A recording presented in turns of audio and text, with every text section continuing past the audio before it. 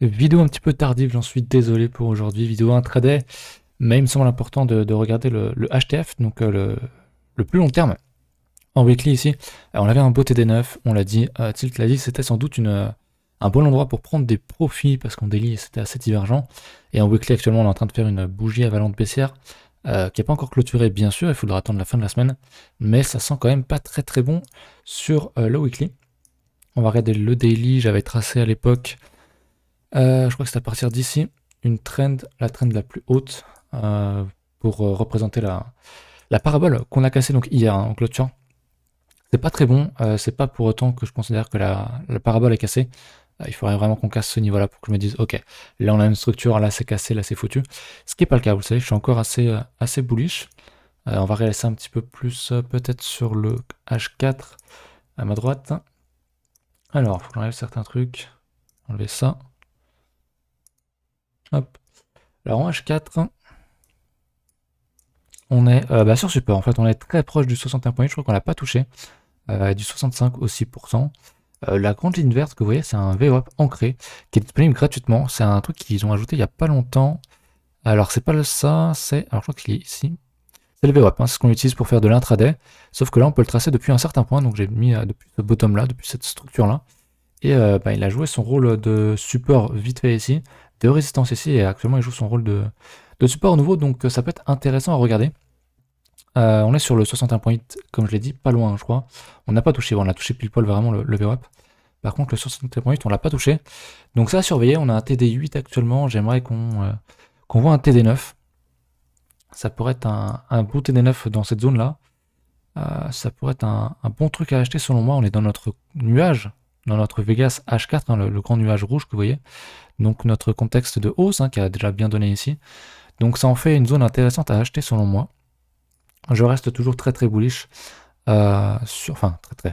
Je reste bullish, hein, la tendance est bullish, j'ai des signaux bullish. Donc je chercherai plutôt des achats ici, mais c'est pas vraiment le cas dans la vidéo, c'est une vidéo intraday, donc on va passer sur le 15 minutes après. Mais ouais, je chercherai plutôt des achats, encore.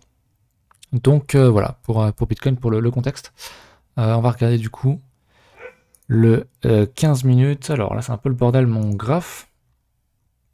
Mais on voit des choses importantes ici. Alors j'ai des signaux un peu contraires sur le 15 minutes et sur le 5 minutes.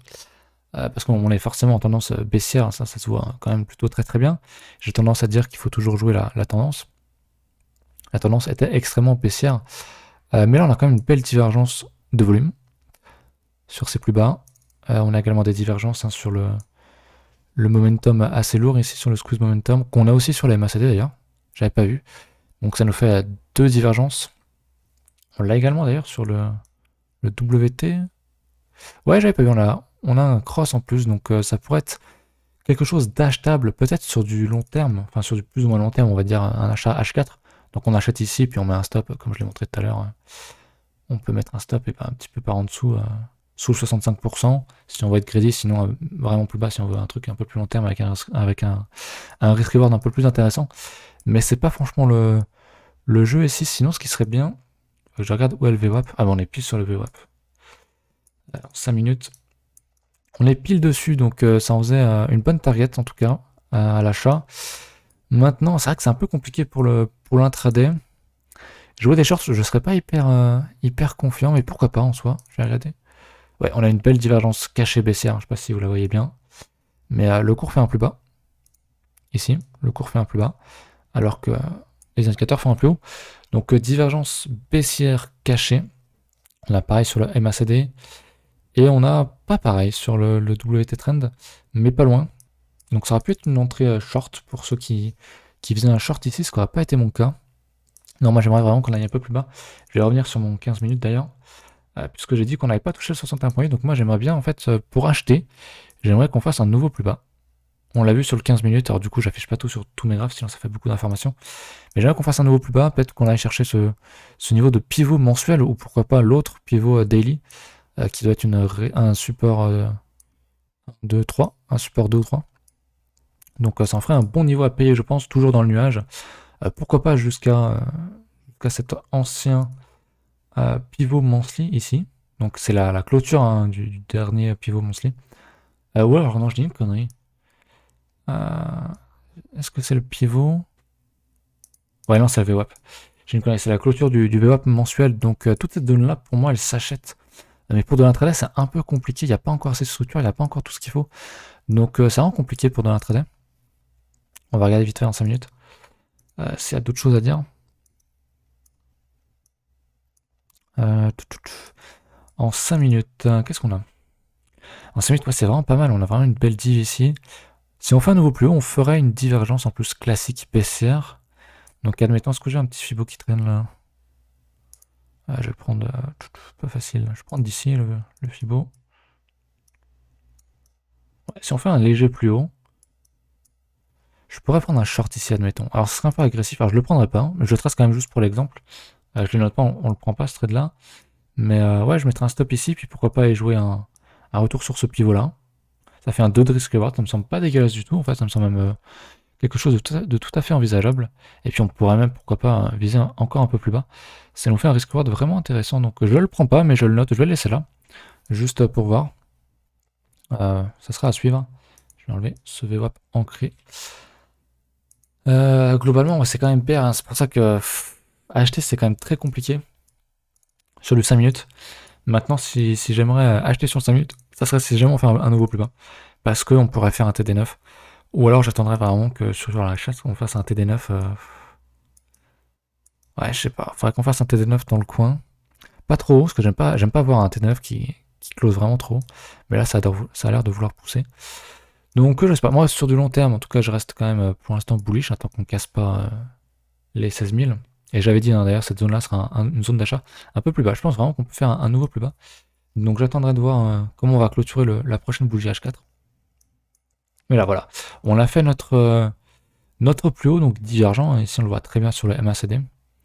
C'est en fait, du coup, une divergence baissière cachée sur le WT Cross. Donc, techniquement, voilà, j'aurais pris ici, hein, parce que c'était un bon niveau chartiste ici, un bon support. Et puis, c'était l'ancien close daily. Je crois que c'est ça. J'ai trop de niveaux, faut vraiment que je change les couleurs.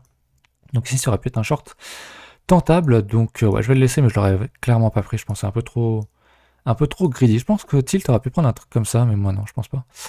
Donc voilà, écoute, ça sera à suivre.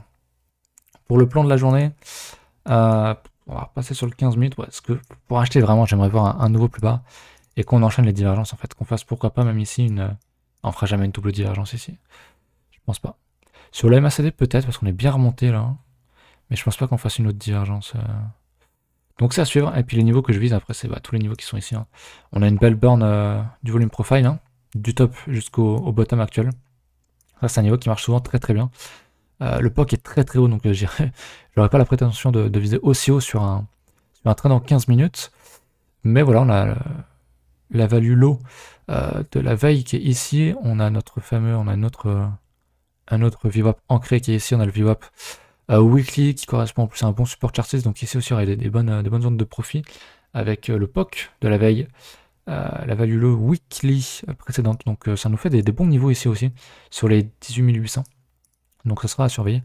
Mais là actuellement, franchement, niveau intraday, pardon, pas grand chose à faire si ce n'est ce truc là vraiment qui vient juste apparaître sous mes yeux.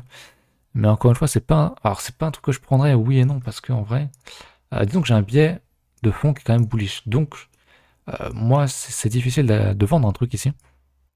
Parce que je pense que voilà, c'est plus intéressant d'acheter tant qu'on casse pas le niveau des 16 000 que je vous ai montré. Mais on est quand même sous le niveau pivot. Donc le pivot il est ici, hein, c'est le gros orange. On est sous le VWAP. Donc pour moi, selon mon plan quand même, ce serait quand même plutôt baissier. Donc j'aurais plutôt tendance à chercher des baisses. Hein, tout ça, on va chercher des baisses. Ici aussi. Donc voilà. Mais je préfère quand même pas jouer des baisses parce que pour moi, c'est un petit peu tard de jouer des baisses, des shorts dans tout ce mouvement baissier. Donc voilà, ça sera à suivre. Mais je pense que c'est quand même un trade qui peut passer. L'air de rien. Je vais regarder vite fait à quoi correspond le pivot en termes de Fibo là.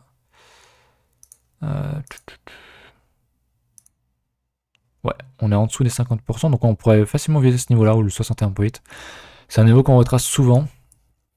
Maintenant, ce qu'on dira, je sais pas. Mais voilà, écoutez, la vidéo fait que 9 minutes, on va essayer de trouver un autre truc à dire.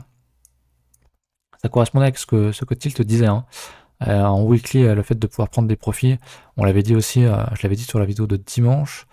Ethereum et globalement, voilà, il Il y a un TD9 là, c'est quand même pas très très bon. On aimerait revenir sur ce niveau-là pour chercher à acheter parce que acheter c'est beaucoup trop tard, c'est trop greedy. Et je suis pas étonné de voir BTC tomber, même si je m'attendais quand même plus à une hausse, hein, je l'avais dit, je vais être honnête, je l'avais dit. Je pensais que comment dire, ce gros range ici, cette grosse consolidation là-dedans, là, je pensais qu'on allait en sortir à la hausse. Mais c'est pas grave, on resterait haussier, et j'ai toujours mes signaux qui restent haussiers. Donc je chercherais plutôt à acheter un achat ici long terme sur les 17 300. 17 300, 17 200 je crois. C'est des niveaux qui m'intéressent, donc voilà. En intraday, c'est surtout que je vais poser ici, parce que franchement pour l'instant il n'y a rien d'autre. Miser sur une nouvelle baisse c'est un peu compliqué, il faudrait que vraiment qu'on fasse. Si vraiment on fait un TD9 plus bas et qu'on diverge, vraiment qu'on fait un plus bas divergent ici hein, sur les indicateurs, bah là je prendrai un achat. Mais c'est trop de prédictions quoi, on n'y est pas du tout, donc vraiment trop tôt pour le dire. Donc voilà, écoutez, c'était tout ce que j'avais à dire pour aujourd'hui. Je vous rappelle qu'il y a un lexique qui est dispo en description, avec également un document sur tout ce qui est stratégie de trading qui est dans le Discord que vous pouvez rejoindre, qui sera donc dans la partie documentation que je vais modifier d'ailleurs, la partie documentation pour faire un truc un peu plus propre. Donc voilà, vous retrouverez tout ça dans le Discord. Et puis écoutez, c'est tout. J'espère que vous avez aimé la vidéo, mais s'il n'y avait pas grand chose à dire aujourd'hui, parce qu'on est quand même dans... Enfin, pas grand chose à dire. En intraday, si, il y a des choses à dire. Mais je pense qu'on est proche du bottom, en tout cas, pour un intraday. Donc jouer un short ici, c'est un peu trop tard selon moi. Et jouer un achat, c'est un peu compliqué pour l'instant. Donc je préfère attendre. Hein. Le mieux parfois, c'est de ne rien faire. On dit souvent que ne rien faire, c'est aussi trader. Ne pas trader, c'est trader. Et c'est quelque chose de très très vrai. Donc voilà, écoutez, voilà. Je vous laisse mettre un petit pouce bleu, un petit commentaire, et puis on se retrouve sur le Discord. Salut.